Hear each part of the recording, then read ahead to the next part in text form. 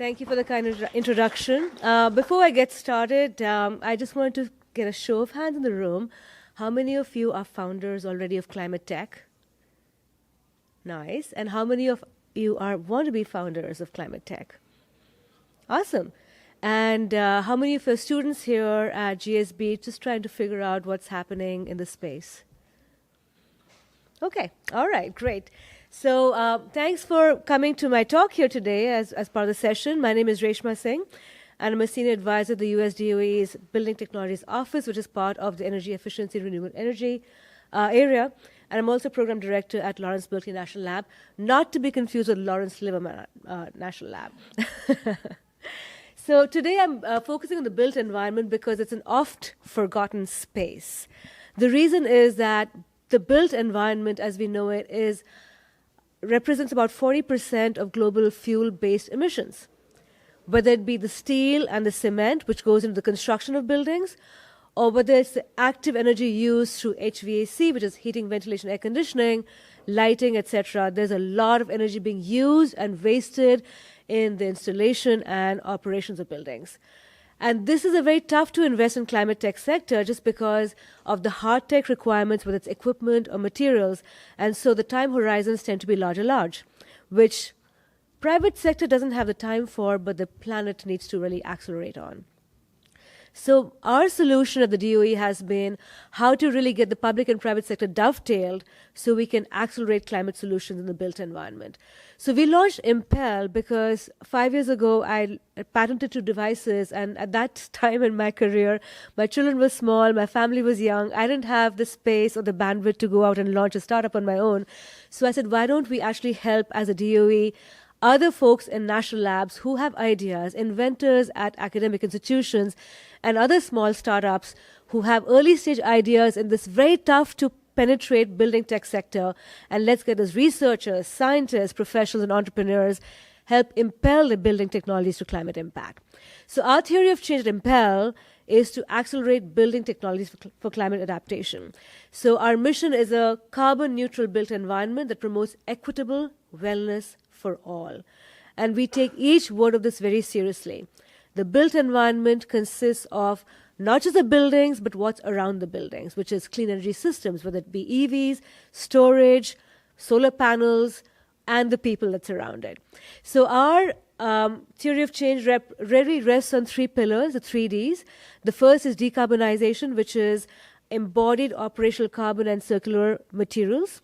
Digitalizing technologies which really help to connect the buildings and the building edge, and democratization technologies which are focused on wellness, health, disaster resilience, as well as community and human capital development.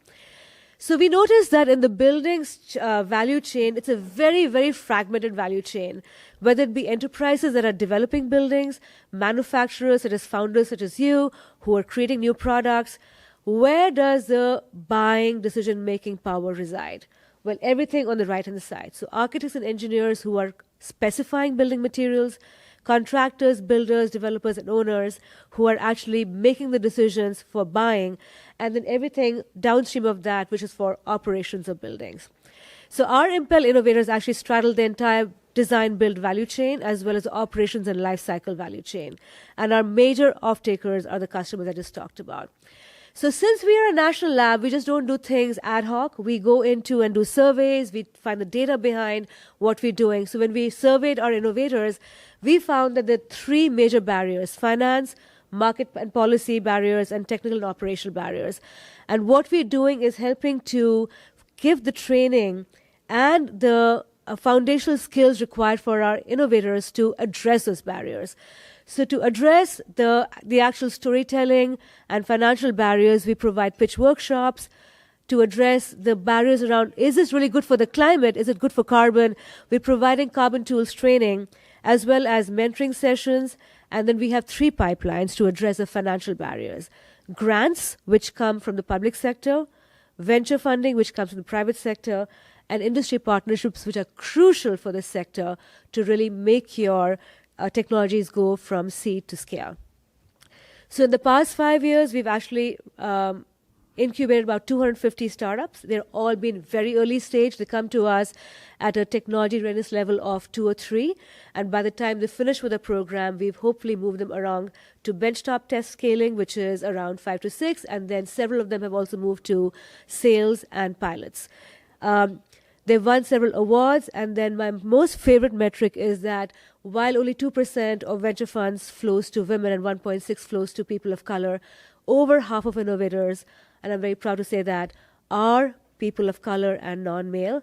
And we represent not just the 2 coasts where most incubators are, but we straddle 35 states and territories across the US. So this is really a platform where we're trying to find those gems across the country to address the built environment, which is very critical. So a couple of our successes. So we've had 3 alumni who've actually developed new manufacturing facilities in early sales. Hempitecture, which is a carbon negative insulation, which is made of hemp and lime. They've actually raised about $4.5 million in funding to develop a manufacturing plant in Idaho. And their thermoacoustic insulation fiber has started to hit pilot. It's a great success story for us. They came to us with almost nothing when they started.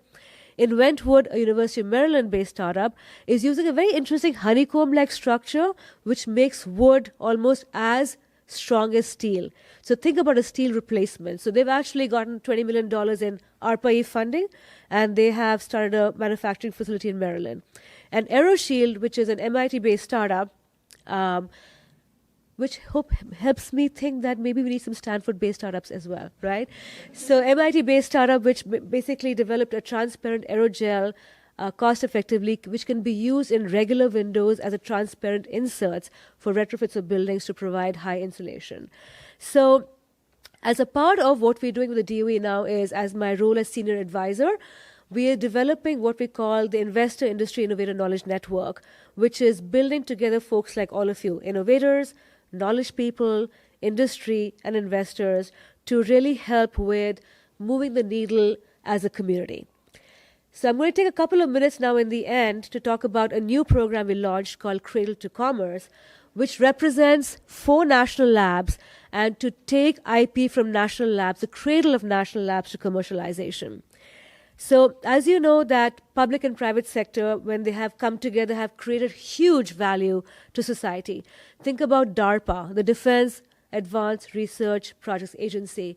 When they funded the realization of the World Wide Web, along with CERN in the EU, we unlocked the internet, which is now synonymous with industry. GPS was funded by the US Department of Navy, which is now every single phone and watch has it. I wouldn't have made my way here to this conference if I didn't have a GPS in my phone. NASA started the space exploration, which is now synonymous with big industry. So this co-creation of value between public and private has created very, very major breakthroughs. And we think climate is that breakthrough that we need now. So national labs have produced a lot of IP which is primed to address the climate crisis and address greenwashing.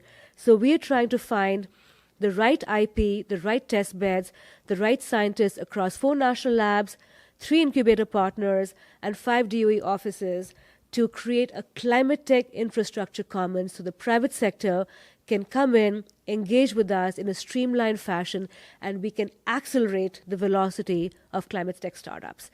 So this is our consortium. We have 4 national labs, Idaho that leads on nuclear, Argonne that leads on grid modernization and energy storage, Berkeley Lab, which leads on renewables, and buildings led by Oak Ridge. And we have one Wiley, the engineer at MIT, and Decisive Point. It's really straddling the length and breadth of this country to ensure that private sector startups and capital can reach national labs, access it, and unlock these national treasures. So last year we launched 8 cohort teams. You can see them right here on our website. And we know that the innovation journey is tough. So anybody who's on this journey, we invite you to participate with us, join our community, so we can together be able to overcome these various valleys of death along the way. So at Cradle to Commerce, we provide wraparound support for lab-to-market innovation. And this point in time is really important at the DOE with the federal government, with all of the dovetailed catalytic capital coming out from the government. So please join the IMPEL and C2C communities, For innovators, our applications are open on July 15th, and for experts who want to join the network of industry, investors, and knowledge, our applications are open on August 15th. Thank you for your time.